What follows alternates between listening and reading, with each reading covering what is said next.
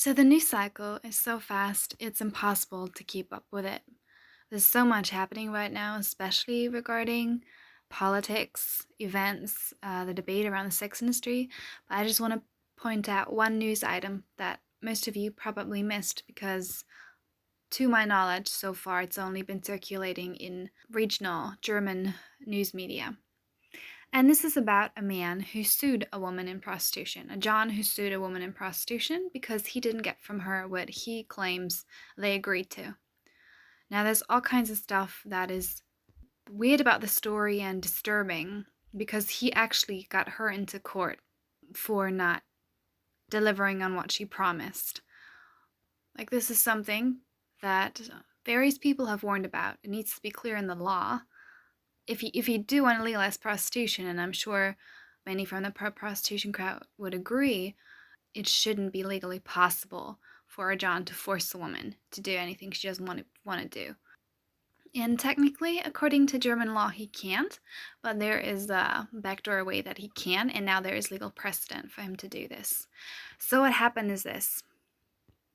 So they met up in a hotel room. He ordered her to come to his hotel room. She's a young woman, unemployed, who really needed money. He had that money. He offered it to her. And now there's two different accounts of what happened. He says that they had a verbal agreement to have sex, at least oral, so that he could orgasm. And that was his claim before the court. That orgasm didn't occur. And this is why he sued her for fraud. He claims they had sex, but then the phone rang, she got up and went to answer it. And this broke off the act before he could have his orgasm. So he asked for his money back. But she said they just do this appointment on another day. Directly after this, he went to the police and reported her for fraud. Her story, no surprise, is different. She says this is not at all what happened. They did not have any kind of sex. He paid for just petting. Then suddenly wanted oral from her without a condom, which is illegal. If her version of the story is true, he committed a crime that should cost him a fine of several thousand euros. Either way, she said she cut the time short because what he asked for would have cost extra, more than he had paid. So instead of doing those extras and him giving extra, she just cut the time short, which was fair in her mind. But clearly, he got mad, and he actually took her to court for this. I mean, there's so much about this that is so wrong. No one was there. Like, we can't tell who told the truth. They didn't do a written contract. It was a verbal agreement.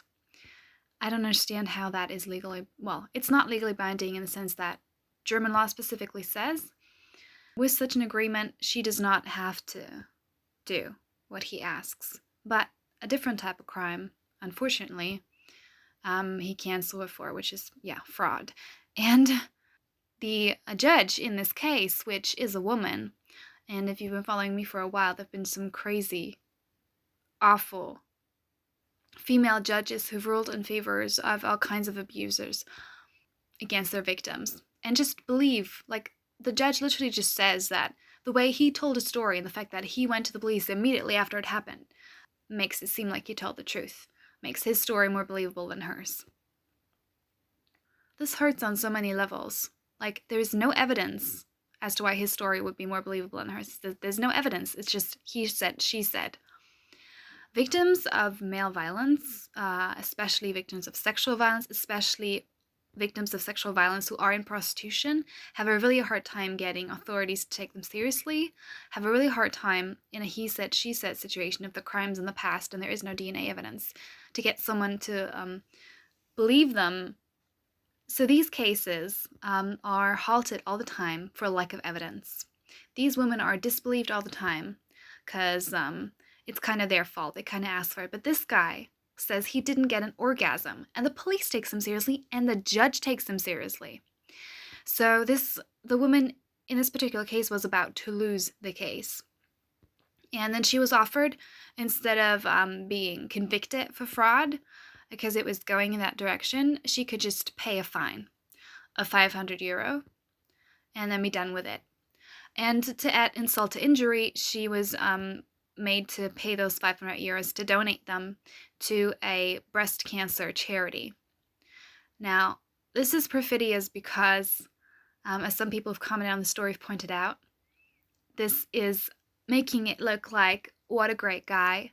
Not only did he take a fraudster to court, he made her pay, it was a good deed because that money went to breast cancer research. And I have so many thoughts on this because this sets a really dangerous precedent. I was confused by this initially because I didn't understand how this could happen, because German law specifically says the fact that a woman in prostitution has taken money from a John does not mean her carrying out the act is mandatory. The law specifically tried to prevent cases like this. Okay, this is, in order to keep up with the news cycle, the furthest I went to research this is Wikipedia. Forgive me, okay? Wikipedia says this was put into the law to prevent, a violation of the prostitute woman's rights, which is, it compared it to the rape of a woman in marriage. So if a man rapes his wife, that's illegal. Like, no legal bond between two people can make one of them owe the other sex, can give ownership over the body of that person to another person. Well, theoretically. Husbands raping their wives was made illegal way too late in Germany. It was only criminalized in July 1997. And the prostitution law, the specific one I'm talking about, came along 2002. And its stated intent was to give women rights, to give them the ability to access at least some of the human rights that other people have. But now this suit, if it's possible to argue successfully in front of the court that a woman not going through with something that was originally agreed on in this verbal prostitution contract, if she can be sued for fraud. I mean, unsatisfied Jones are already really dangerous. They already have power in so many ways, right? They can take business away from her, give her a bad review. They can threaten violence. They can, in many cases, threaten to talk to her pimp. Like, women are already under serious duress to do what men want. No ifs or buts. And now the legal system is backing these men up. This, in practice, makes women in prostitution in Germany the only category of people who are under legal duress to let men touch them against their will. Like, he cannot, in court, mandate her to carry out an act she didn't want to, but when she is saying, I received my superficial consent, he can threaten her with a lawsuit. We're still having trouble gaining justice for non-prostituted victims in cases of violence, right? No shit. But on paper, all of us outside of prostitution have the legal right to take back our consent, to say, during any kind of sexual interaction, I don't want to do this anymore. I want to stop now. I want you to leave. A woman in prostitution who does that, now there's legal precedent for her to be sued for fraud. Is it likely that there's going to be tons and tons of Johns suing women in prostitution? No, I don't think so. Now, his name isn't public.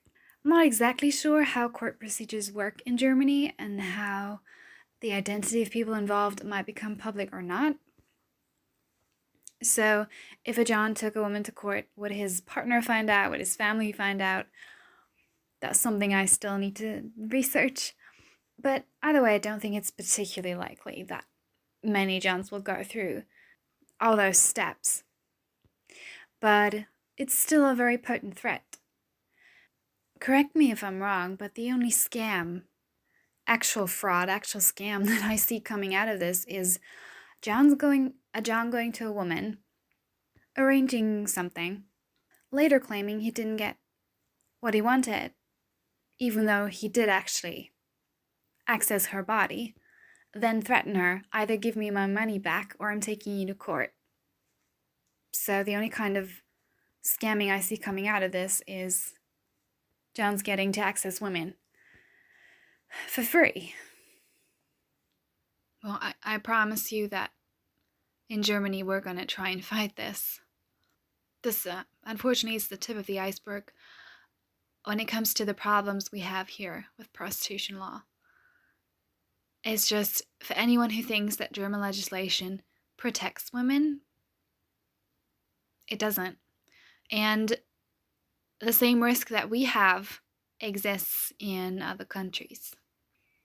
Because if it's a business transaction, if I'm an IT guy or girl and I promise to install someone's TV and I do it in a faulty manner, that person can sue me.